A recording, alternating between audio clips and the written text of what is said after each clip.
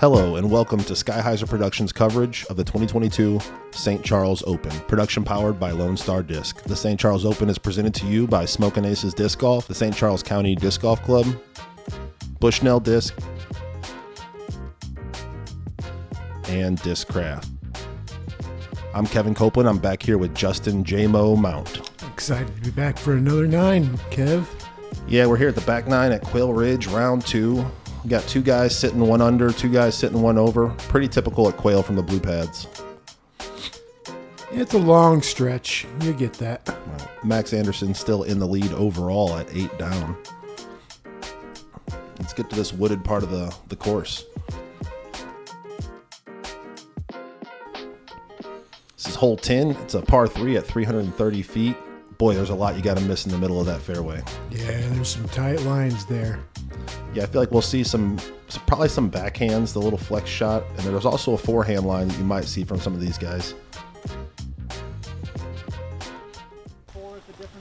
Long and straight, Kev. Yeah, it's really just a straight shot. It's where you want to be. Max trying to figure out what he wants to throw here.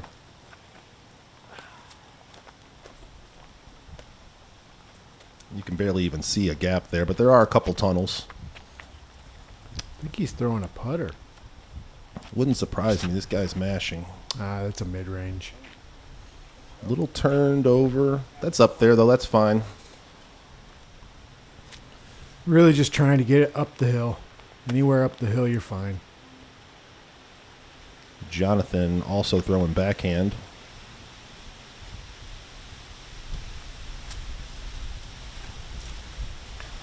Oh, no. Hard to tell where that landed, but he's probably at the bottom of the creek. That hit that tree right there. Yeah, that's a tough look back up the hill. A lot of stuff in the way. I like this line from Drew. A little straighter. Watch out, cameraman. Oh, wow. That's an excellent drive. You don't see too many like that going past the basket in that B pin, or that C pin, excuse me.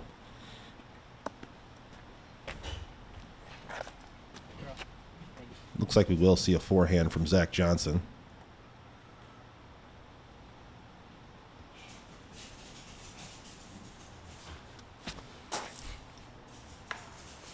Oh, no.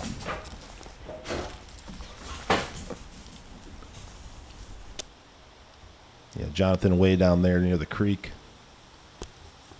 You're going up and over? Yeah, I thought he was throwing a tomahawk at first, but it looked like a straight forehand. Oh, and here goes Zach. That looked like an overhand throw. Yeah, I think they're both still scrambling, hoping to get a bogey at this point.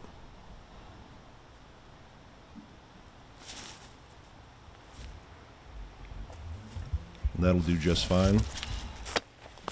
Yeah, getting down there in that creek down there, it's the toughest thing about this hole. And there's so many little sapling trees in the way. Right. That it's just hard to get up there. Jonathan was over near 11's short pad. Max with a birdie bid. More of a layup. See if Drew can cash in on his great drive.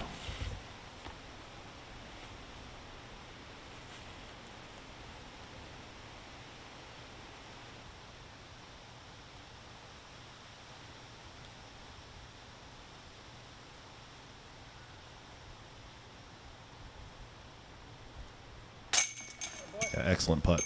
Good to see him get back to even on the day. Yeah, there were a lot of shots thrown between his drive and his putt there. Yeah, he had a lot to watch. That's for sure. Took a stroke at least on the entire card. Probably on a good chunk of our field as well. I don't think this is one that's going to get birdied very often.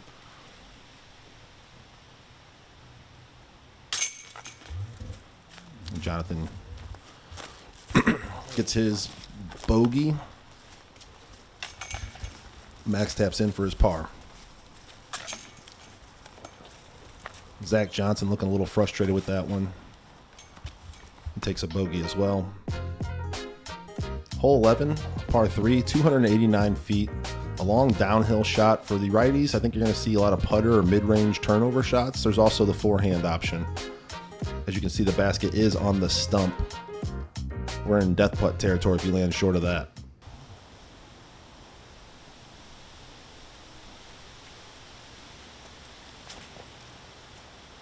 It looks like a decent angle. Yeah, he's probably outside of circle 2. Be laying that one up. It's a real fine line trying to get around that first corner and keeping it on the line that you need. You need kind of like a hyzer flip up, almost stall shot, right, to get down all the way down there. Max threw a backhand putter or mid. Zach looking at a tomahawk. Oh, and that catches a tree. Not sure if that kicked left. Guess we'll see here in a second. Jonathan weighing his options, taking a look at the line. Very, very specific.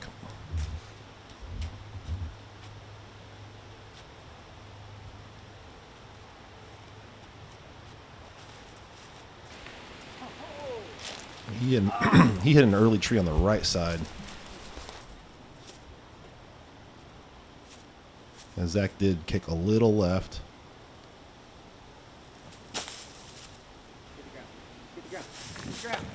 Pretty aggressive shot there. Throws a forehand turnover. He is inside the circle, but he's looking at a very elevated putt from where he's at.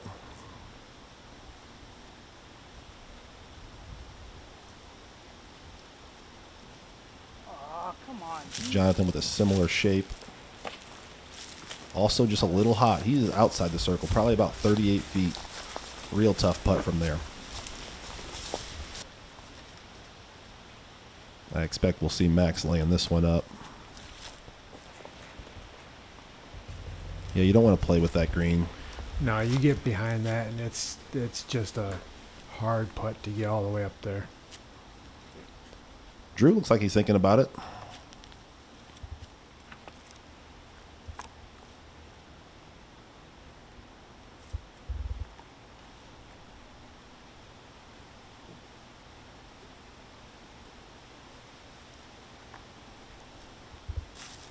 And he thinks better of it.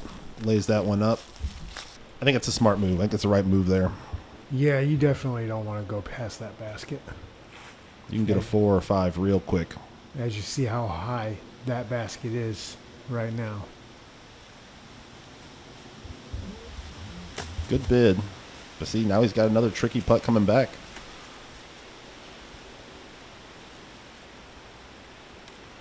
Zach quite a bit closer.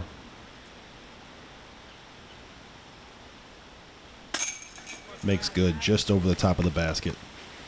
That's a good save.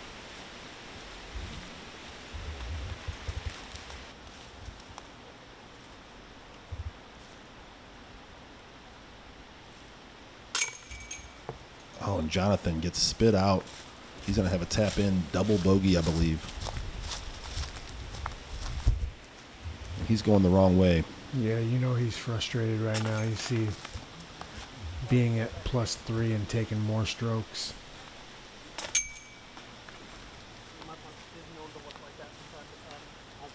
Quail will do that to you, though, Kev. Real quick. Yeah, you see some frustration there as he moves to 5 up on the day. See Max with some hops there. Right. Hole 12, par 3, 273 feet. You have a Mando you have to go left of, and then the basket's hard right after that. This is one of those forehand shots or a JMO special lefty shot. Just a big hyzer. Right. Much trickier for the right-handers. I wouldn't say much trickier, but generally I think the shot shape's a little tougher.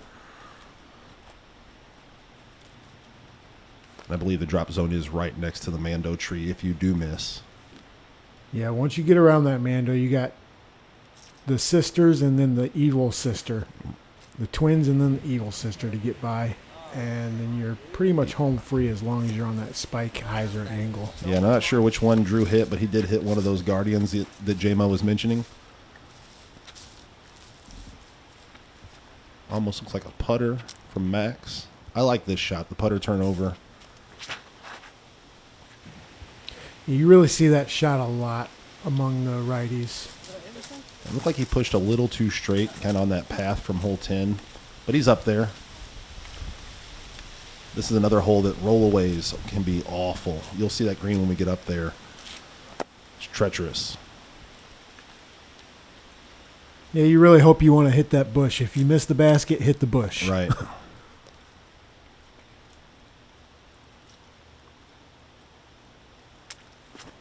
And there's the high spike. Oh, that's a beautiful shot. Tight inside, about as tight as you can get without hitting a couple of those trees, but it puts them right under the basket. It's a great drive from Zach Johnson.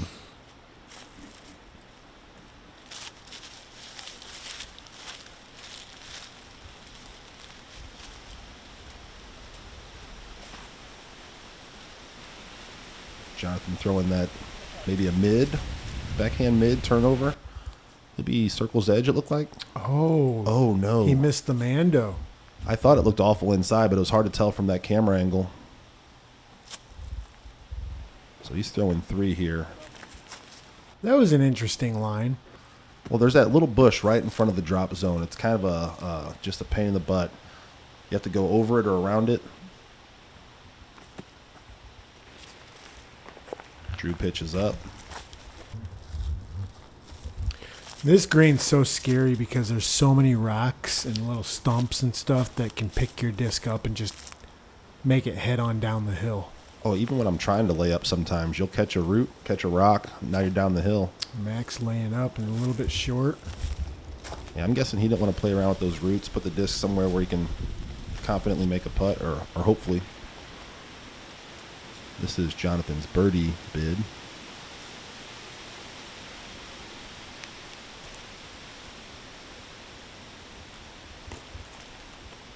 Uh-oh. Sailed that one long.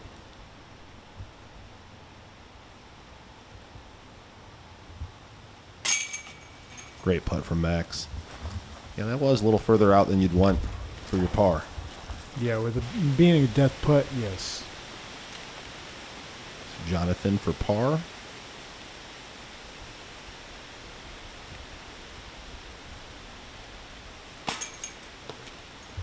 Uh-oh. And there's that roll.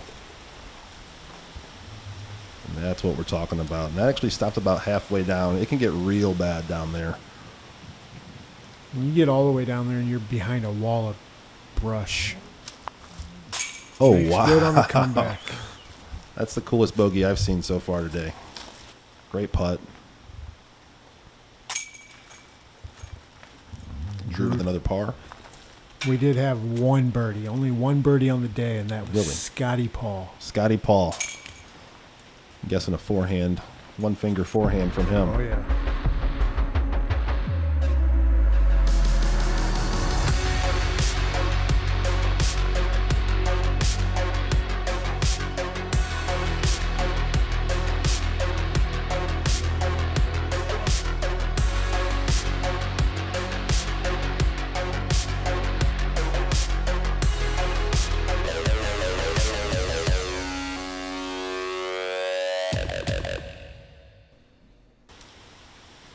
Back on hole 13. This is a par 4. I believe right around 400 feet.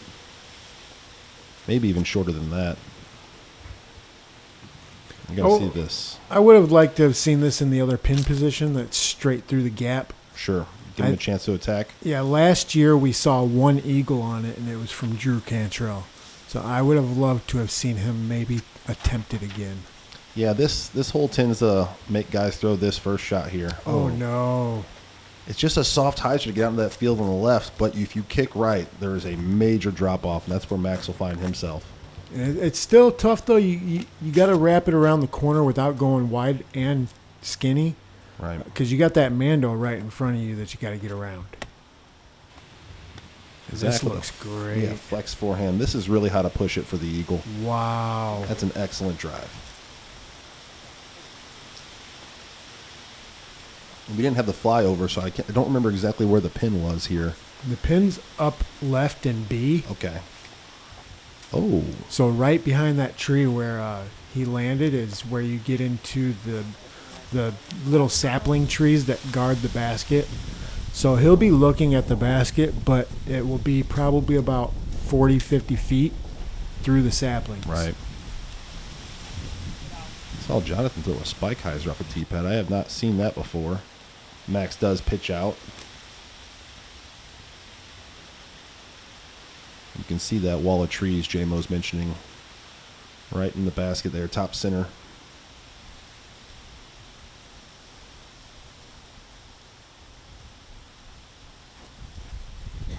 It's a pretty soft par 4. You expect to see a lot of birdies on this hole. Yeah, for sure. It's really one that you want to get. If you don't get this one, you feel bad for yourself. Yeah, and I think that's what Max is looking at from where his tree kick left him. Oh, he turned it too much. Oh, that's way back there. I seen him going that route. I thought he was going to go high around the tree. I didn't expect a low shot.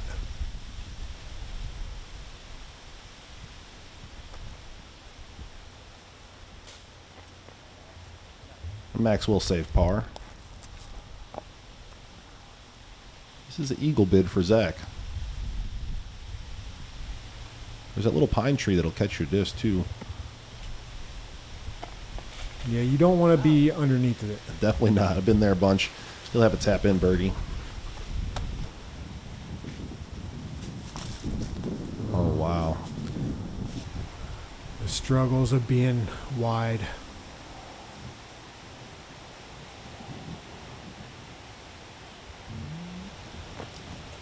Yeah, just tough footing down there. You got all those branches, a couple of the fir trees. Drew dealing with this tree as well.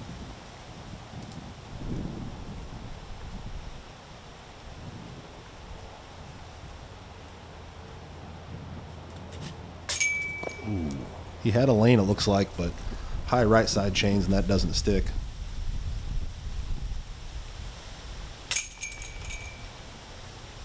Jonathan for bogey, moves to 7 up on the round. And even for the tournament, he came in at 7 down after round 1 at Indian Camp Creek. Zach with a good birdie. That's rough seeing your first round be so good and then be back to even on the second round. Real tough. And even's not going to cut it with this field we have out here. Hole 14, another par 4. This one much more of a true par 4, 471 feet. Very, very extreme angle off the tee pad. Going to see a lot of forehands, I'm guessing. You think we'll see anybody go over the top? I wouldn't be surprised. I know Zach's thrown that shot in the past. Zach does like to throw that overhand. And this is kind of the best spot for the basket to be in. It's the hardest one to access, but if you're going to go over the top, and it doesn't look like he's going to. He's going to go high and cut the corner. Yeah. With a very overstable disc.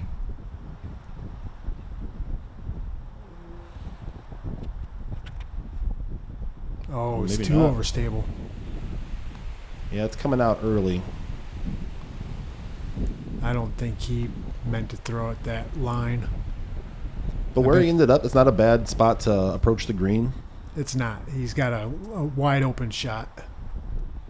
So no harm, no foul on that one, but I bet you he was trying to go up and over that big tree. Right. I'm really surprised not to see the forehand from either one of these guys. Drew's good at throwing the very big anhyzer. And that orange disc is what he always throws. I don't know what it is, but... Hard to tell if that one got over enough. It looked like it was pushing straight, but... Yeah, I think he made the same mistake Zach made and just out too early.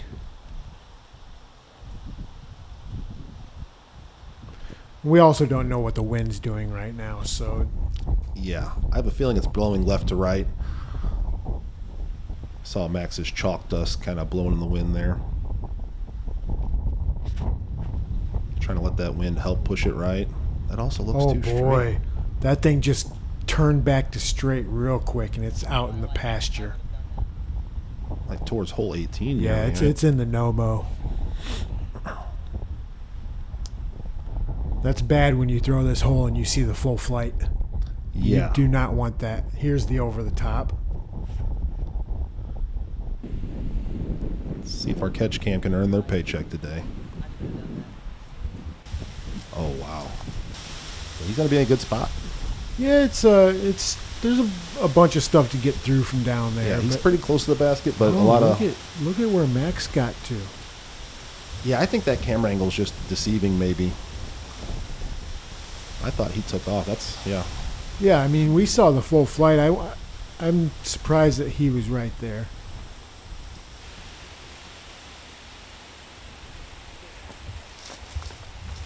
That comes in a little hot, circle's edge.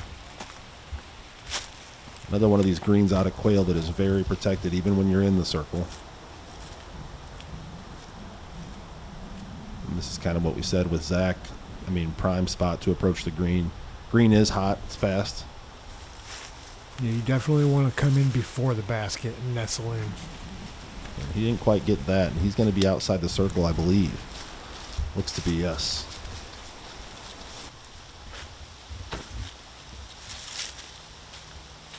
Okay, yeah, Jonathan didn't push as far towards the basket as I thought. He probably can still find a lane back here. Where's he at? Yeah, no idea. Oh, there he is. Oh, okay. Yeah, that's a good upshot. He'll have a birdie.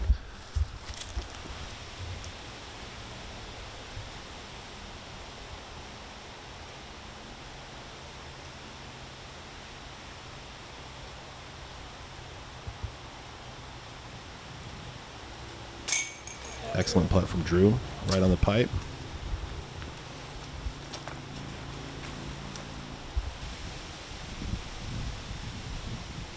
Yeah, and Zach's got to take a knee and straddle out. Get an angle on the basket. He must not have had much to go with that high floaty bid from just outside circle.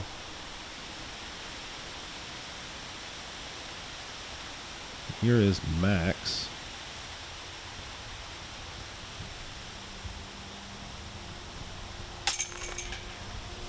That is a birdie. Wow. We did see a bunch of birdies on this hole today. We did see one eagle as well, though. Oh, really? Who was that? Josh Eaton. Josh Eaton with an eagle. That's a great eagle. And this played is the easiest hole on the back nine.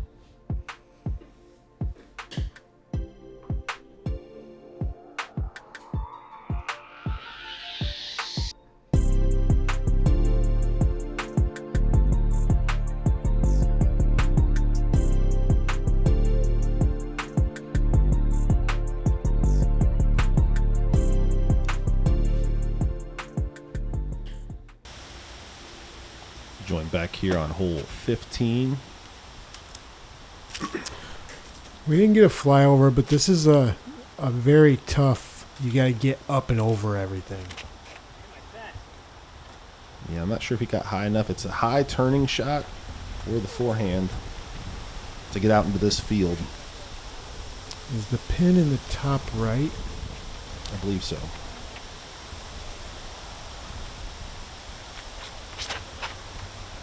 So it's in the D position, or C position, I'm sorry. That would be the D position right there that he just flew over. Mashed. Max is on hole 16 right now. Yeah. Good thing is he'll have a cleanup shot.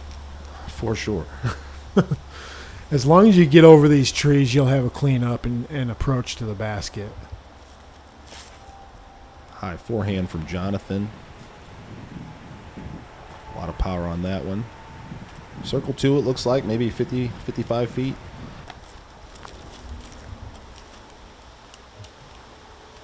Another forehand coming from Zach.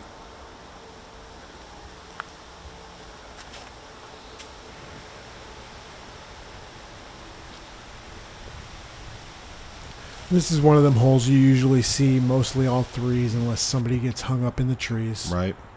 You don't usually see too many twos on it. Zach ended up just inside the circle. He's going to like that one. Oh, that was tracking good. Drew trying to ring it up.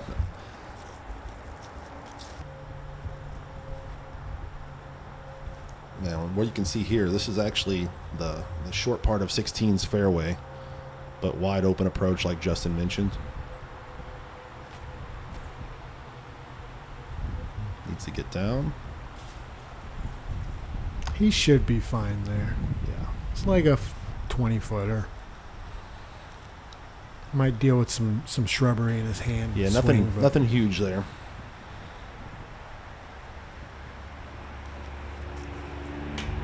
Great looking line, just a little low. Let's see if Zach can get the only birdie on the card today.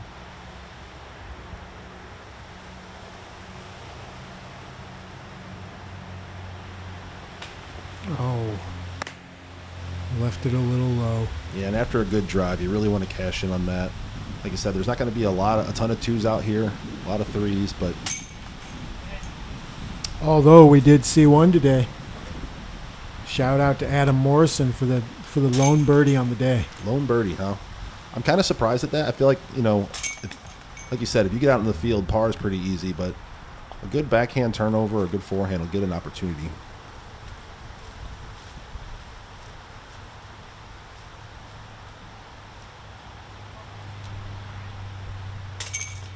As Jonathan taps in for his par. Now we get to see 16 again. Here we go. Par 4 at 603 feet. Just bombs away on the drive. I mean, that's basically it. You want to push as far up this first hill as you can. Either that or come up short to have a flat footing, but you're looking at probably 300 feet from the bottom of that. So really, you're trying to get right next to this tree. Somewhere to the left of that tree. Yeah. Anywhere, and you're fine. You got a little lip in the hill that flattens out right next to that tree, and that's where your prime footing's going to be. Absolutely. Yeah, I'm guessing we're going to see some real far throws here from our card. They can all mash it.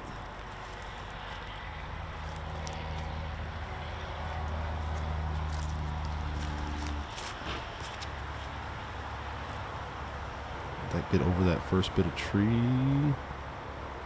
I think he got wrapped up on the left. I think he got over the trees, but got wrapped up in the left side. In that corner.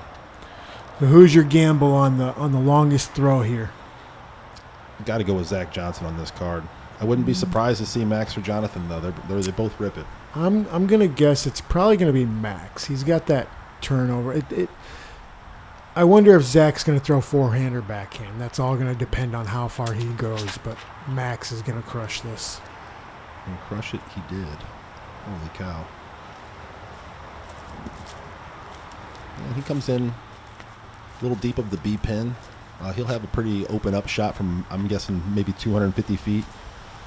I think he got that a little high, stalled out on him. You can see the trees blowing in the wind as well.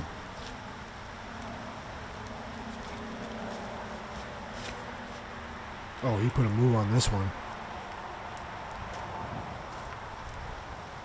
I think he landed right there to the left of that tree where you're talking about. I don't think that disc fought out as much as he maybe was wanting. Zach's going with the backhand.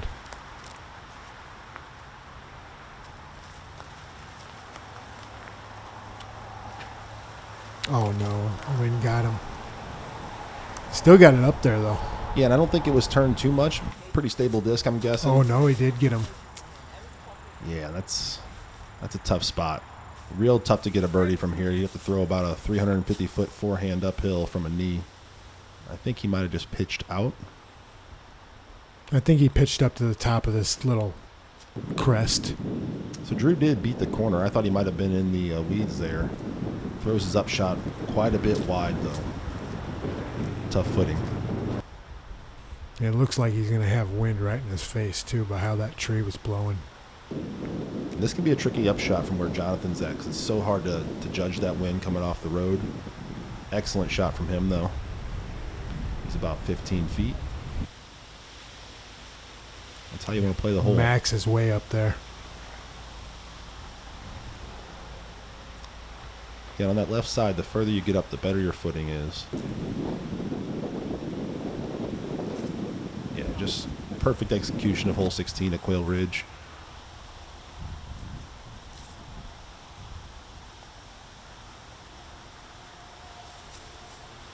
So Zach's pitch up did get quite a bit up the hill. Throw in 3 here. The wind's taking that thing for a ride. Turns out nice. This is another one of them par fours that you just feel bad if you don't get it. Not necessarily the birdie, but if you don't get par on this one, you really feel bad. Yeah, if you get a clean drive, the birdie should always be there. It is windy on this green pretty much constantly. So I think it's the most wide open, up in the air hole that we have on this course. That was Drew's par putt, so he will be taking a bogey.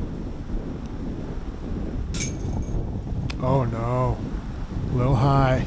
Little high, and the wind. That's a frustrating par for him to take after a great upshot.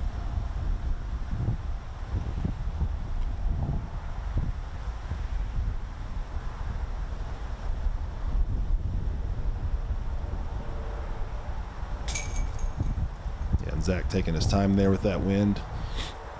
Makes good. It's a good save from where he was.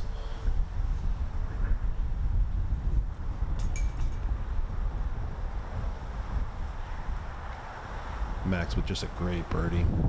Just 3 down. Hole 17, another par 3, 375 feet. We do have a Mando. You have to go left of that. Protects hole 18's tee pad. Throwing a long shot that gets right late, or a forehand. Tricky little tunnel from the tee pad, though.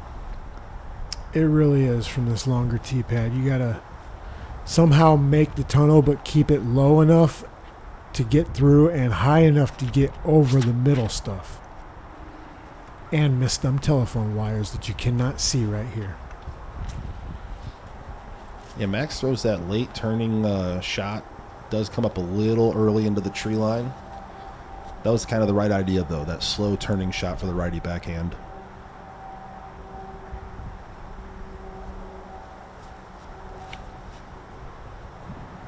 Seems like a pretty good angle. Yeah, see, the problem with that one was he didn't do the slow turning. He just turned it out of his hand, right, which made him catch the corner. Those branches at that corner do hang out a little further over the path than you'd like. I see a lot of discs get hung up there.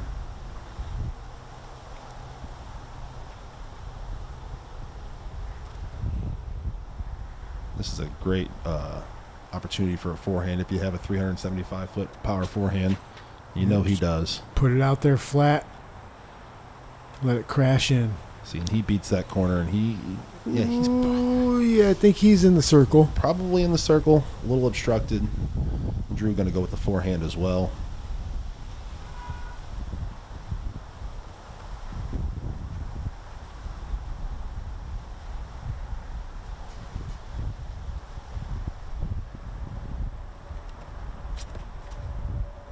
More of a higher approach. It's going to stall out a little early. Yeah, as long as he's short enough, he can get around that tree there, though, for a putt. Yeah, this one needs to slow down. It can get tricky behind this green as it slopes away. A couple trees there. I find myself deep of that basket more than I would like. Yeah, and it's just the ground's smooth back there, and once you get back there, it's just tough to find a lane to the basket. Max pitches up.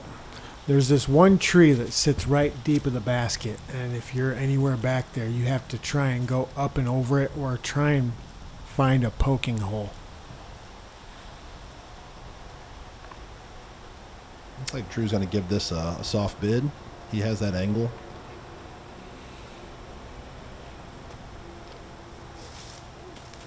Great effort. Real tricky shot. That little pine tree right there to the right of him is the one I was speaking of. So he did stay clear of that to where he'll have a putt. Yeah, that's a great putt. I've seen a lot of pars turn to bogeys back there.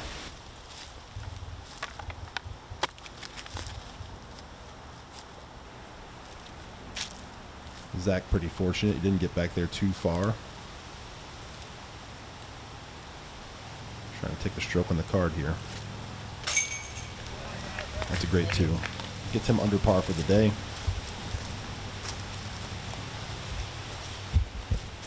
One of those scrappy rounds you see a lot of Quail Ridge. Yeah, you just want to beat the course when you come out of here.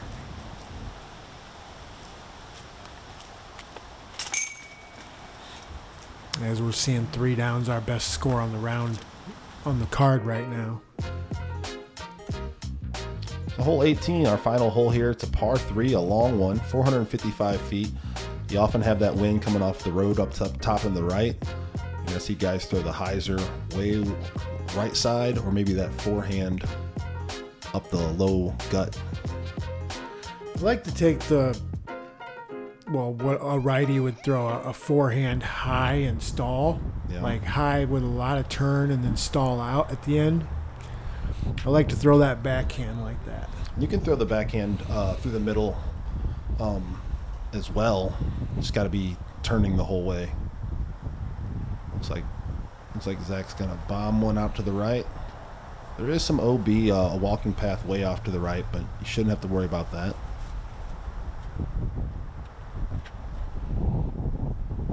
Not sure if that stood up enough. It's pushing far though. It did get up to flat, but He might be down in the low part of the hill. yeah, he doesn't look too excited about it. As we see, the wind's blowing head right to left. Yeah, it seemed hard as well. Max looks to hang one out wide.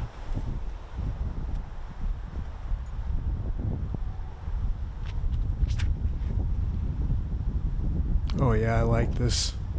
Put a good rip on that. He's calling it to get into a hyzer.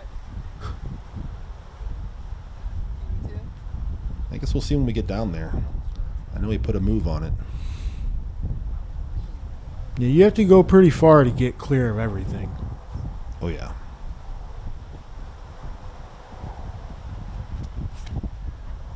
All these guys definitely have the power to get far enough to clear everything, though. That angle looked good out of his hand. Looks like he might have come up a little short.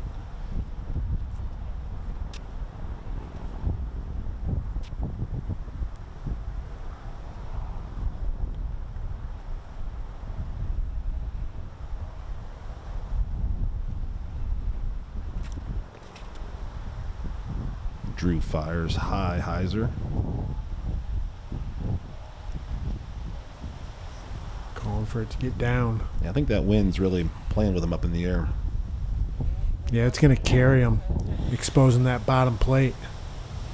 Okay, so yeah, Zach did come up early and way left. Fairly open approach from there. And he gets caught up in that tree just a little inside of where he wanted, I believe. It's got them low-hanging branches on that tree. You gotta get under them. As Drew pitches that one up. Max has a little bit to deal with here. He did not get back into the fairway.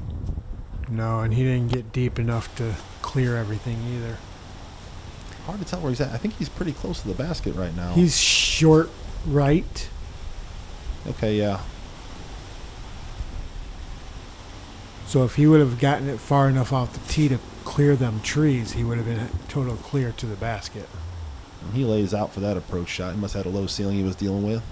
Still probably 20 short. This is a good drive right here. Excellent drive.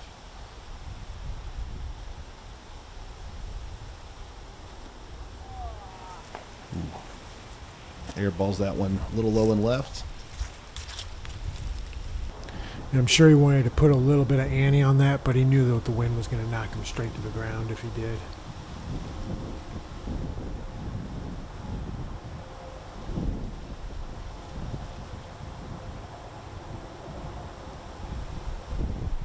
Zach for par.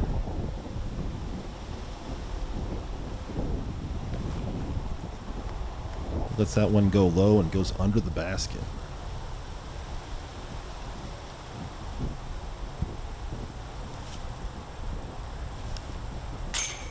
Max does save his par. Or was that a bogey? Oh, I'm sorry. He had that layup shot. That's a bogey. Sorry about that. He finishes the day 2 under. Great round.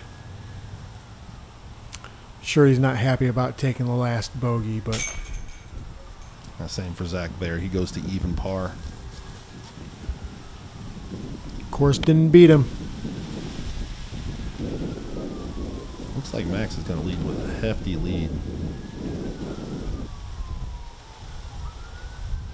Yeah, that's big going into day 3. Absolutely. Jonathan does get his par to finish the day at 6 over. Tough round for him. We didn't see any birdies on hole 18, which is not too surprising. Not surprising, especially in the wind.